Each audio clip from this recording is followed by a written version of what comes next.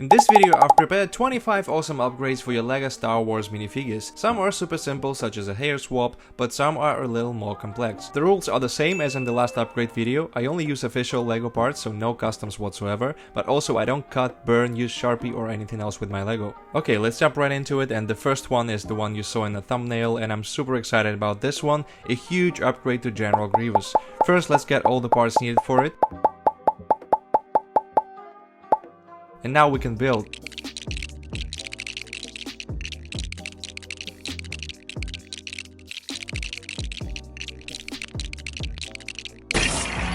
I like how it turned out so much. It's stable and won't crumble the second you touch it. It has so many articulation points, making it really poseable, but also you can attach any cape like that. It doesn't look the best from the back, but if you look at just the front, I think it looks great. Personally, I display it like that. This is actually the second time I upgraded General Grievous, and the first one looked like this. I think second version is much better, honestly.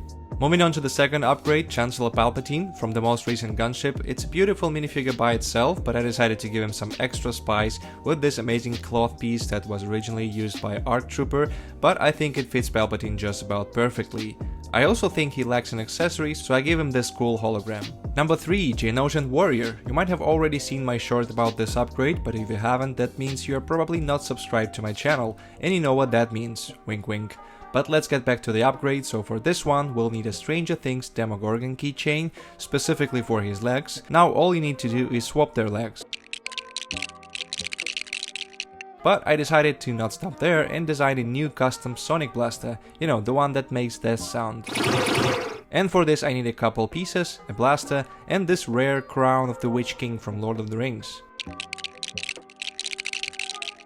I think the end result looks amazing. By the way, you can also use regular Demogorgon figure, but keychain is just way cheaper. Next up, Clone Trooper 5s from the recent tentative boarding set. Although this figure is controversial among the fans, I really like it, but what I don't like is that LEGO did not include a hairpiece, so I fixed it. Looks pretty good and also doesn't cover his face tattoo. I also added a black rangefinder to his helmet instead of grey one, and swapped this giant goofy blaster with more compact one from the old Clone Trooper battle pack. Moving on to Master Jedi Plo Koon. This figure is pretty old and due for a remake, but still we can make it look less outdated with 3 easy steps. First one, swap his hands to dark orange ones so that they match his skin tone and look more accurate. Second one, replace his plain legs to the printed ones. These specifically are from Anakin that we got on a set 75021. And the third step is to add a brown cape to finish off the look. And now he looks like he was released only 5 years ago instead of 10.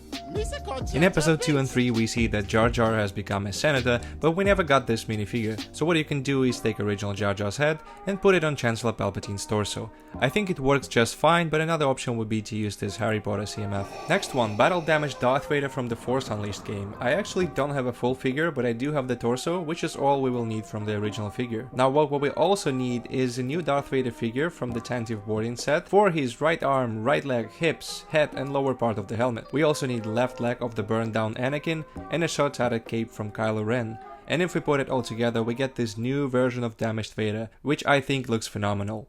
Also, it's possible to upgrade his left arm, but I decided to keep it simple, otherwise it may look over-detailed. This next one is a really simple upgrade for Lando Calrissian from this A-Wing set. I think all this figure needs is a dual molded pair of legs, so I threw out his old plain grey legs and gave him these. Much better now. Number 9, and this one is going to be controversial, but I'm going to build the perfect, in my opinion, Stormtrooper.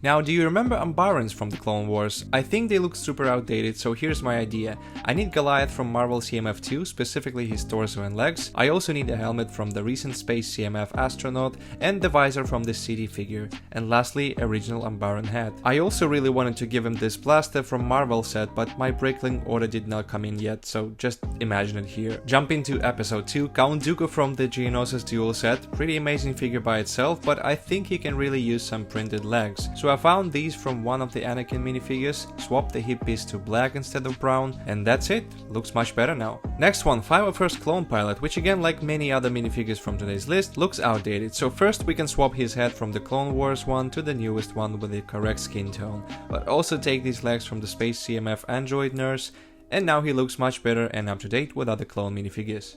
Number 13, going back to the Umbar theme, we have a Fallen Jedi Bonkrell, which can use an upgrade for his arms, well at least half of them. I think if we take printed arms from the most recent Mace Windu minifigure, this will instantly elevate this figure. Additionally, I'm using different color hands that match with the second pair of hands he has. Moving on to episode 1, we've got an amazing Queen Amidala minifigure, but we never got her battle outfit, so I found this solution. Take the torso and the legs from this Lego Batman villain, replace the arms to match the skin tone, and use the hair and the head from the gunship Padme figure. If you want to improve it even further, you can put on this red cape, and that's it. I really like the end result. Now let's jump to the icy planet Hoth, where we see Luke Skywalker in his Hoth outfit, and there's one easy upgrade we can do. Just add this neck fur piece and now this figure looks even better. Although there's one downside to this upgrade, his helmet is getting stuck and therefore the head cannot go all the way down. But I think if you can see past that, it's not a big deal. From Hoth now let's go to Andor, and we have that incredible Han Solo minifigure. It has this really detailed and continuous print, but the only thing that brings overall look of the figure down is the old hairpiece. And the easy solution for that will be just to use the new one, and now it looks much better. Switching back to Jedi now, there's this pretty old Eth Koth minifigure from the Republic Frigate set, and again, if we take most recent Mace Windu minifigure for his arms and legs, while not forgetting to swap the hands to match the skin color, we get this really well looking Jedi. And while we talk about Jedi, let's see if we can upgrade this Ahsoka minifigure. It's a tough one because it already has a very detailed printing even on the arms, but what it really misses is a cape. And I think we have two options here. First one is a poncho style cloth piece, which I only have in this color instead of dark grey, but the second option would be this cape from young Han Solo minifigure, and I prefer that one. Yet another upgrade for Ahsoka, really obvious one, and I cannot understand why LEGO didn't do it themselves, would be to give her unique lightsabers that look way more accurate than the standard ones. Now we've got to use LEGO keychains once again. This time it's this new keychain of UCS pilot Luke, which gave us the opportunity to upgrade our regular Luke minifigures with printed arms and dual molded legs. The beauty of this upgrade is that you get to keep the keychain, you don't have to ruin it by chopping off the chain, but also this upgrade works for any Rebel pilot really. This means you can build your UCS style Rebel pilot squad for relatively cheap. Once again, I want to go back to Chancellor Palpatine minifigure, which we already upgraded in this video, but I remembered there's one more upgrade we can do for him, and that would be again unique lightsaber. But there are only 3 types of lightsaber hilts, you might say, and you will be correct, but I think we can build a custom one. Usually he gets a fully golden hilt, which does the job, but I think if we take a regular hilt and chrome gold ring and put them together, we'll get an amazing Sith lightsaber.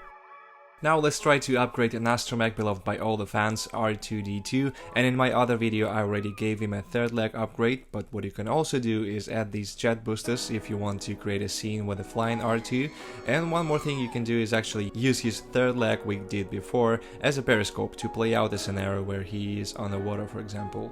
Let's now switch to Obi-Wan, specifically his episode 2 version, which we got a couple times, and it's a fine minifigure, but there's one thing wrong with it. The hair, but luckily we can fix that by using new mullet piece that we got in a newer Obi-Wan minifigure. I would also upgrade his head to the newer and more detailed one just to finish off the look. And finally, last 2 minifigures are going to be from the Rogue One movie. First one is a Scarif Stormtrooper variant, the squad leader, which we can make slightly more accurate by taking right arm of the same color from Omega. I think this is a small but really effective upgrade. Now the second minifigure is going to be Base Malbus, and using this M-Tron claw piece from the Space CMF, we can upgrade his blaster that connects to his backpack. And there you have it, 25 LEGO Star Wars minifigure upgrades. My personal favorite has got to be the Grievous, but I also really like Damaged Vader.